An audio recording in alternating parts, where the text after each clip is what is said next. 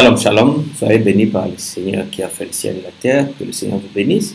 Avec vous, le pasteur Patrick Anani, auto-éditeur, grammairien et écrivain.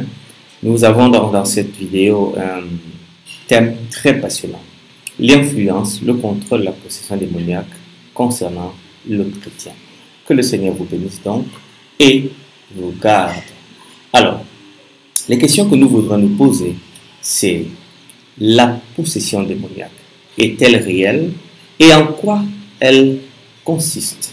Alors, ceci est très important de savoir parce que c'est nécessaire. Vous savez, au temps biblique, il y avait une prévalence, n'est-ce pas, de l'activité démoniaque. En réalité, dans la Bible, j'ai compté 264 miracles en tout, dont 26 cas d'expulsion démoniaque. 8 cas se sont faits en Galilée, 3 cas en Césarée de Philippe, 3 cas dans la région de Gerasa, 12 cas à Capernaum. C'est-à-dire, quand je parle de cas ici, je parle dans les textes parallèles, le nombre de fois que les évangiles nous parlent de l'expulsion des mauvais esprits. Un seul cas dans les bourgades de Jérusalem par les 12, dont 19 fois par Jésus lui-même. C'est lui qui pratique le plus l'expulsion des mauvais esprits. 2 fois par les disciples, 2 fois, c'est-à-dire que les disciples, 12 apôtres, et 1 par quelqu'un qui ne suivait pas Jésus. 2 fois par des exorcistes ambulants et un disciple inconnu dans Actes chapitre 19. Les patients donc qui subissent ça sont 6 personnes inconnues dans les 3 évangiles. On a l'histoire du fils épileptique, un démoniaque. 2 évangiles parlent du démoniaque aveugle et muet, et du démoniaque de Capernaum, du démoniaque infesté par une légion de démons. On se rappelle également la fille syrophénicienne. Le mauvais esprit à Capernaum, en termes de cas, donc, les livres les plus concernés, c'est Luc avec 9 cas. Il était médecin, donc il donne des symptômes qui sont toujours un peu liés à la guérison. Matthieu avec 7 cas, Marc 7 cas, Actes des Apôtres 3 cas. Mais un phénomène extraordinaire à bien faire noter: jamais dans les épîtres pastorales ou ailleurs dans le Nouveau Testament, après le livre des Actes des Apôtres, nous rencontrons les cas de possession démoniaque. Il n'y a aucun avertissement par Paul en réalité. Dans 1 Corinthiens 8, sur les biens sacrifiés aux idoles, dans 1 Corinthiens chapitre 10 également, vous voyez, il n'y a aucun avertissement. Ça, c'est très intéressant à savoir. Alors, on peut donc se dire qu'une telle éruption de puissance démoniaque durant la période du ministère public de Jésus, on a vu une flambée inhabituelle et surprenante du démonisme. Il semble donc que toute la fureur du monde infernal, du mal, était concentrée contre le Messie et son ministère public. De sorte que dans les cas de possession d'expulsion de démons, dans les évangiles synoptiques, on voit donc qu'ils sont extrêmement courants. Non seulement le Seigneur lui-même a chassé, comme j'ai dit, 19 cas sur les 26, donc c'est très important. Mais c'est normal, parce que Satan se sentait donc attaqué dans son royaume qu'il avait acquis lorsqu'il a fait pécher Adam et Ève au jardin d'Éden. Donc c'était un choc critique, inévitable, de la lumière pure de la sainteté et de la vérité parfaite contre les ténèbres poussières de l'erreur et de la tromperie. C'était donc une collision inévitable, efficace entre la puissance de Christ et la faiblesse de Satan. Il était donc impossible pour le Fils de Dieu d'être à proximité d'une puissance maléfique, de ne pas l'exposer et de la défier. Vous voyez donc que les ombres de crépuscule et le rideau de la nuit cachent temporairement ce que révèle l'éclat du soleil de midi. C'est ce qui s'est passé. La Bible nous dit: le Fils de Dieu a été manifesté dans le but précis de détruire les œuvres du diable. 1 Jean 3, 8. C'était l'intention de Jésus, avouée, d'engager une bataille avec l'ennemi afin de le vaincre, de défier son pouvoir afin de le détruire, de rechercher la plaie cancéreuse afin de la guérir et de faire en bref tout le malheur et la méchanceté que Satan avait forgé depuis des siècles. Et pour prouver donc sa véracité, Jésus est venu vaincre Satan là où il était le maître. Alors c'est pour cela que Colossiens 2,15 va dire: il a dépouillé les dominations et les autorités et les a livrées publiquement en spectacle en triomphant d'elles par la cour. Alors, ça c'est un fait important. Alors, dans quel... On peut encore voir ceci. Cette question intéressante qui est là. Alors, existe-t-il donc des degrés de possession ou de contrôle? Nous allons essayer d'analyser ça. Je peux dire yes. Les degrés de contrôle démoniaque, donc le processus donc de la formation de caractère est graduel. Il y a cependant donc des degrés de contrôle ou de possession, soit par le Saint-Esprit ou soit par le mauvais esprit. Vous pouvez voir Romains 12, verset 2 qui dit conformez-vous. Donc il y a quelque chose qui se passe. Tous ceux qui ne se soumettent pas sans réserve à laisser l'Esprit de Dieu vivre en eux sont donc dans une grande ou moindre mesure sous l'influence de Satan.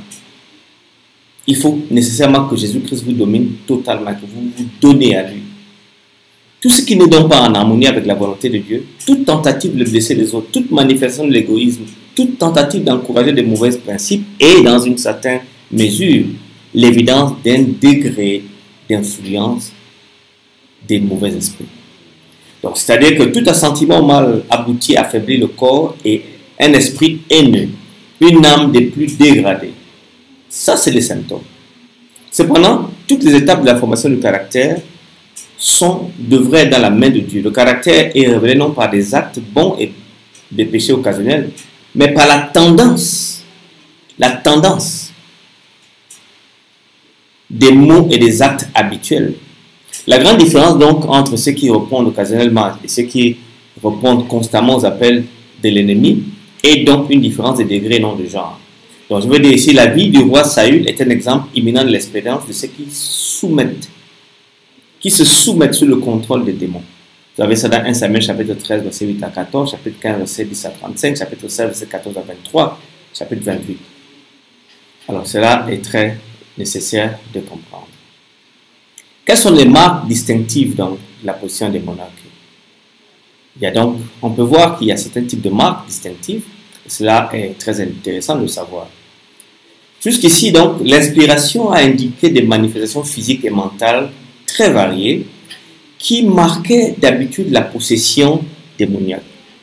Elle n'était pas en elle-même on peut dire comment on peut appeler ça, des autres manifestations similaires que l'on pouvait attribuer à des causes, n'est-ce pas, naturelles. Apparemment, la différence réside non pas dans les symptômes nerveux et physiques évidentes, mais sur l'influence des mauvais esprits. Vous pouvez lire ça dans la tragédie des siècles à la page 560. Mais les désordres mentaux et physiques variés ne constituent pas en eux-mêmes ce que les évangiles décrivent comme la possession démoniaque. Ils en étaient le résultat de la possession. Il y a des gens qui confondent les résultats de la possession avec la possession elle-même. En fait, sans aucun doute, l'esprit populaire identifiait les résultats de la possession démoniaque avec la possession elle-même. Mais, ici, les affirmations, ou l'affirmation que les auteurs des évangiles, par ignorance peut-être, attribuaient les désordres mentaux et physiques à l'influence des mauvais esprits, ce qui est possible sur le plan médicinal. Et c'est réfuté par le fait qu'ils distinguaient clairement les affections corporelles d'une part et la possession démoniaque d'autre part. Vous avez Marc chapitre 4, verset 24, Luc chapitre 6, verset 17, verset 18, Luc chapitre 8, verset 2. Luc différenciait la possession de la maladie. Mais les autres évangélistes, n'étant pas des docteurs, pouvaient mêler les deux. Mais Luc, qui était médecin, faisait la différence des symptômes. L'activité démoniaque peut même causer des infirmités ou des maladies. Luc 13, 11 à 16, sans nécessairement parler de la possession. Mais Satan peut rendre quelqu'un malade. Actes chapitre 10, verset 38 de Corinthiens 12, 7. Paul a eu mal aux yeux par l'entremise d'un mauvais esprit, un ange de Satan, comme il l'appelle. Cependant, toutes les maladies ne sont pas causées par des démons. Les évangiles donc indiquent que certains possédés peuvent avoir leur personnalité éliminée au point où l'esprit malin arrive à utiliser les cordes vocales de la personne. Marc chapitre 5, versets 5 à 12. Les démons ont donc une connaissance parfois surnaturelle parce qu'ils reconnaissaient la personne de Christ même et leur sort final. Dans Matthieu 8, verset 29, Jacques chapitre 2, verset 19, les démons croient mais ils tremblent. Alors ceci est très intéressant et très important. Alors, quelles sont les formes de contrôle que nous avons dans la Bible? Ça, c'est une question assez pertinente. Il y a donc des formes de contrôle. Les formes de contrôle démoniaque, non seulement le degré de contrôle de possession démoniaque varie, comme je l'ai dit tantôt, mais elles se manifestent souvent lorsque Satan peut accomplir son plan sinistre plus effectivement en permettant que sa victime retienne ses facultés mentales, est tout à fait normal, mais il est possédé par Satan. Elles sont parfois intactes et c'est des personnes qui peuvent avoir une prétendue piété. Mais par ailleurs aussi, le diable pervertit l'esprit et le corps et conduit la victime à des voies non sanctifiées et sataniques. Donc ceux qui sont partiellement sous le contrôle des démons ou qui ne manifestent pas des symptômes populairement associés avec la possession démoniaque sont souvent plus utiles au prince du mal que ceux qui sont plus évidemment sous son contrôle. Alors je peux dire que le même mauvais esprit qui possédait le maniaque de Capernaum contrôlait aussi les juifs infidèles. N'est-ce pas, Jean chapitre 8 verset 44. Vous avez ça, Judas a été possédé d'une façon similaire. Jean chapitre 6 verset 70, 71, Jean chapitre 13 verset 27. Nous allons voir ça tout à l'heure, Matthieu 16 verset 23. Dans ces cas, cette différence est premièrement dans une forme que les démons manifestent leur présence et leur pouvoir dans la vie de certaines personnes. Alors ceci est très intéressant et très important. Alors, regardez un peu ce texte.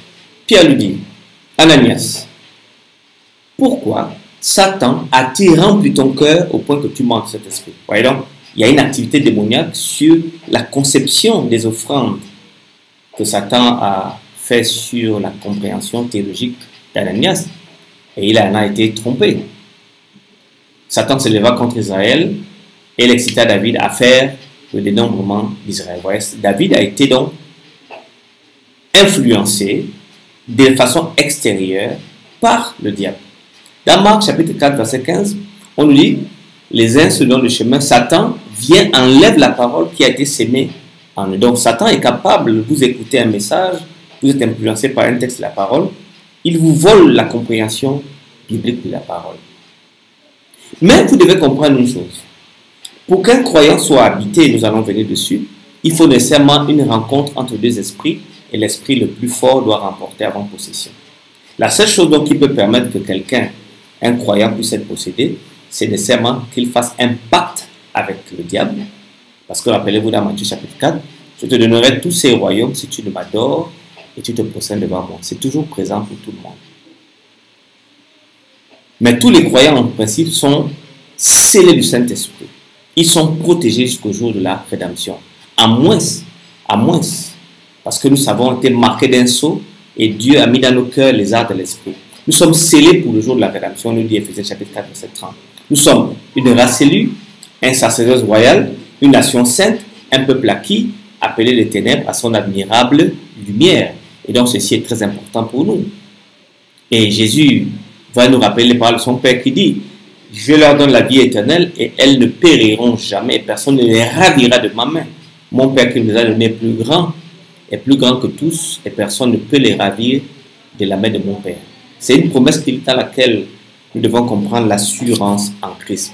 L'assurance en Christ est une certitude eschatologique de voir que le monde où le mal a été vaincu. La mort de Christ sur la croix est le centre du plan divin de la rédemption. Sans elle, Satan et ses forces démoniaques n'auraient pas été défaites. Donc le problème du péché n'aurait pas été résolu et n'aurait pas été vaincu. L'apôtre dit, le sang de Jésus, son Fils, nous purifie de tout péché. Jean chapitre 1 verset 7. Car Dieu a tant aimé le monde qu'il a donné son Fils unique afin que quiconque croit en lui ne périsse point mais la vie éternelle.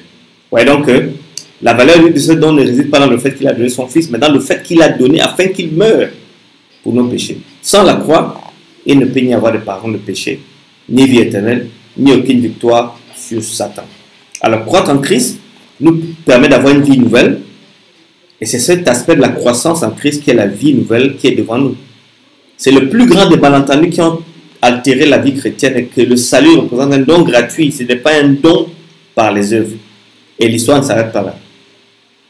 En Christ, nous avons la rédemption par son sang, le pardon des péchés selon la richesse de sa grâce. Mais il est aussi vrai que par la grâce, en effet, vous êtes sauvés par le moyen de la foi. Et cela ne vient pas de vous. Éphésiens 2, 8 à 9. Et quand nous sommes donc sauvés par la croix, nous avons une vie dans l'esprit. Jésus dit à Nicodème, si un homme de naître d'eau et d'esprit ne peut rentrer dans le royaume de Dieu, sans la puissance régénératrice du Saint-Esprit, la vie chrétienne ne peut pas même commencer. Après, vous avez une vie d'études, vous avez une vie de combat qui doit porter des fruits. C'est donc à nos fruits que nous devons être reconnus d'après Matthieu 7, verset 20. Et il y a une vie de combat spirituel. C'est pourquoi nous devons prendre toutes les armes de Dieu afin de pouvoir résister dans les mauvais jours et tenir ferme après avoir tout surmonté. Il y a donc un conflit de forces surnaturelles qui sont liguées contre nous. De même que les gens du Seigneur sont engagés dans le ministère du service de ses disciples, pour les délivrer du mal et les guider dans la croissance spirituelle. Psaume 34, verset 7. Psaume 91, verset 11 et 12. Actes chapitre 5, verset 19 et 20. Hébreux chapitre 1, verset 14. Hébreux chapitre 2, verset 22. De même également, les anges déçus conspirent sans cesse en vue de nous détourner des exigences attachées à notre statut de disciple. La Bible affirme que Satan et ses anges enragent contre les disciples de Jésus-Christ. Apocalypse 12, 17. Et surtout ceux qui gardent les commandements de Dieu et en la foi de Jésus-Christ. Que le diable lui-même rôde comme un lion, rugissant, cherchant qui dévorer. 1 Pierre 5, 8 et 9. Donc, l'itinéraire de la croissance spirituelle est parsemé de pièges diaboliques. Et c'est à ce niveau que notre combat spirituel révèle toute sa férocité. C'est ainsi que Paul a recours à quelques verbes d'action. Prenez, résistez, tenez ferme, surmontez. Éphésiens 6, 12 et 13. La vie chrétienne est une marche, est une bataille sans trêve ni repos. C'est par des efforts donc continuels et persévérants, par une activité incessante que nous triomphons des tentations de Satan. L'intégrité chrétienne doit être recherchée avec une inénarrable énergie et maintenant avec une fermeté à toute épreuve. Une vie d'adoration et de témoignage. C'est très important. Alors, nous devons donc comprendre ce phénomène que l'assurance en Christ, Jésus-Christ a déjà vaincu. Certaines personnes analysent les textes et brandissent cela pour démontrer qu'un chrétien peut être possédé. 1 Samuel 16, 13 à 14, Luc 13, 11 à 16, Actes 5, verset 3, 1 Corinthiens 5, 5, 2 Corinthiens 11, 4, 2 Corinthiens 12, 7. Mais à bien y regarder, il est clair qu'aucun d'eux ne spécifie sans aucun doute qu'un croyant peut être habité par un démon, à moins qu'il ait été préalablement abandonné par Dieu dans le cas de Saül, dans 1 Samuel chapitre 16, ou 1 Samuel chapitre 15, verset 23. Il faut d'abord que l'esprit vous abandonne, afin que vous puissiez être capable, n'est-ce pas, de pouvoir être attaqué par des mauvais esprits. Au contraire donc, les croyants possèdent la pleine assurance en Jésus-Christ. Luc 10, verset 17 à 20. Les justes, dans la Bible, ont eu à souffrir le harassement de Satan et des démons. Savez-vous que nous ne sommes pas des victimes? Il nous a donné le pouvoir de marcher sur les scorpions, sur les serpents, et sur toute la puissance de l'ennemi. Et le texte nous dit, rien ne peut nous nuire. La maladie peut être causée par l'ange de Dieu pour les méchants. Par exemple, plusieurs maladies dans le Nouveau Testament étaient traitées par l'exorcisme. Par exemple, les maladies simples telles que l'épilepsie, Luc 4, 39, le problème de courbature de Luc 13, verset 16. Nous sommes dans les écrits d'un médecin. Les maladies causées par un démon ou un esprit impur telles que la surdité, Luc 11, 14, le mutisme, Marc 9, verset 25, et parfois l'aveuglement. Donc, c'est très nécessaire. Maintenant, la Bible, donc, quand vous regardez bien, la Bible nous dit ici, il est important d'examiner la fonction des mauvais esprits dans le royaume de Satan, comme le souligne un auteur que je me rappelle, il s'appelle Lewis Perry Schaeffer. On doit faire une distinction entre la possession ou le contrôle, parce que la possession signifie que vous êtes contrôlé par un mauvais esprit. Alors, et l'influence démoniaque. Le Nouveau Testament justifie amplement cette différenciation. Seuls les incroyants sont exposés à la possession démoniaque. Tous les 26 cas de la Bible ne sont que des incroyants. Mais quant à l'influence des démons, croyants et incroyants sont soumis à cette dernière. Dans un cas de possession, la personnalité est réellement envahie.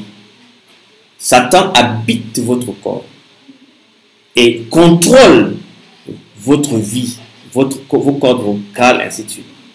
Et il domine votre être. Mais tandis que dans l'influence, l'attaque est faite de l'extérieur par la pression, la suggestion et la tentation. Cela est très important. Mais le croyant, la nature même du croyant, quand vous êtes un disciple, un chrétien, ça englobe la régénération, le scellement de l'habitation de l'esprit et le remplissage du Saint-Esprit. Éphésiens 1,13. Vous avez été scellés par le Saint-Esprit. Éphésiens 4,30 pour le jour de la rédemption. Et ce scellement nous place en Christ là où Satan ne peut rien faire à chrétien. Et nous sommes éternellement, indéfiniment sous la puissance de Dieu. Et personne ne peut ravir un enfant de Dieu de la main de Dieu. L'incroyant, par contre, il est sous la puissance du prince de l'air, et des esprits qui travaillent dans les fils de la désobéissance. Éphésiens 2:2. Et par la nature même de sa détresse, donc, il devient une proie à une puissance satanique et maligne qui lui permet par des pactes de rentrer sous l'influence satanique. Alors, pour moi, je pense qu'il n'y a aucune raison apparente pour qu'il ne puisse pas, comme au temps de notre Seigneur et de ses apôtres, subir l'invasion démoniaque de sa personnalité jusqu'à éclipser partiellement, totalement parfois, l'individualité de la personne. Et maintenant, vous pouvez manifester les symptômes d'un possédé. Alors, le croyant, je peux vous assurer, et la Bible nous assure, en toute confiance, bien que perpétuellement confrontés au pouvoir subtil et à la ruse de l'ennemi de l'extérieur, nous sommes protégés de l'ennemi de l'intérieur de porte. Nous sommes attaqués de l'extérieur, mais protégés de l'intérieur, parce que l'Esprit de Dieu réside en nous. Mais, attention, il ne faut pas supposer que la désobéissance constante et l'égarement persistant chez les croyants ne peut pas aboutir à un péché qui mène à la mort. 1 Jean 5,16, qu'on appelle également le péché comme le Saint-Esprit, Éphésiens 4,30, ou Matthieu chapitre 12, versets 29 à 32. Et là, vous avez la remise solennelle d'une telle personne à Satan. Et donc, c'est cela le plus important. L'influence démoniaque donc peut revêtir une grande variété de formes. Son signe est toujours le départ de la foi ou du corps des vérités révélées et peut se manifester dans l'apostasie ouverte. 1 Timothée 4. Dans les derniers jours, il y aura des gens, fanfarons, ainsi de suite. Ça, c'est l'activité de l'influence démoniaque au sein du corps du christianisme. Et ça vous amène à une corruption doctrinale et de la perversion de la vérité évidente dans une multiplicité de cultes et de sectes. Et ça produit la désunion chrétienne, la division, Jean 4, 1 à 2. Si une croyance orthodoxe est respectée, parfois même l'influence démoniaque peut vous amener dans un formalisme ritualiste ou une adhésion vide à la lettre de l'esprit, 2 Timothée 3, 5. Et parfois dans l'hypocrisie. L'influence des démons donc dans la doctrine conduit à une conduite et à une pratique corrompue, 1 Corinthiens 10, 16 à 22. Et cela résulte souvent à la mondanité, 2 Timothée 3, 4. Et à l'impureté, 2 Pierre 2, 10 à 12. Les croyants donc qui voudraient être spirituels et vivre victorieusement doivent faire face à un terrible conflit avec Satan et les démons qui s'opposent avec véhémence à la vraie spiritualité et à l'utilité chrétienne. Éphésiens 6, 11 à 12. Et nous devons prendre toutes les armes, la panoplie de la prière, la foi et la parole de Dieu, combinées à une connaissance exacte des dispositifs sataniques. 2 Corinthiens 2, 11 sont la ressource d'un chrétien pour triompher. Seul donc le croyant essaie de décourager dans l'adversité par Satan. Il aveugle les gens afin qu'ils ne voient pas la splendeur de l'évangile. Il tente ce qui manque de maîtrise. Il réduit par la ruse et les miracles et les prodiges mensongers des personnes pour corrompre leur compréhension de la simplicité de l'évangile. Donc, pour me résumer, pour terminer, notre combat n'est pas contre les démons, mais contre le péché. Parce que 2 Timothée 3,12 dit, « Or, ceux qui veulent vivre pieusement en Jésus-Christ seront persécutés. » Et Paul dit, « Nous n'avons pas encore résisté jusqu'au sang en luttant contre le péché. » Vous n'avez pas encore résisté jusqu'au sang dans votre combat contre le péché. En conclusion, pour terminer cette vidéo, vous devez donc comprendre cet aspect. L'Esprit du Seigneur est sur moi parce qu'il m'a oint pour annoncer une bonne nouvelle aux pauvres. Il m'a envoyé pour guérir ceux qui ont le cœur brisé, pour proclamer aux captifs la délivrance aux aveugles et le recouvrement de la vie, pour renvoyer libres les opprimés, pour publier une année de grâce du Seigneur. L'essence de l'œuvre messianique de Jésus donc s'exprime dans l'expression libération. Cette ligne d'Ésaïe 58 dit que Jésus fera que les nations ne pourraient jamais réussir à faire. Jésus est venu libérer les captifs. Cela donc rend la proclamation messianique pas simplement prophétique, parce que Jésus ne se contente pas de proclamer le message. Il apporte la délivrance.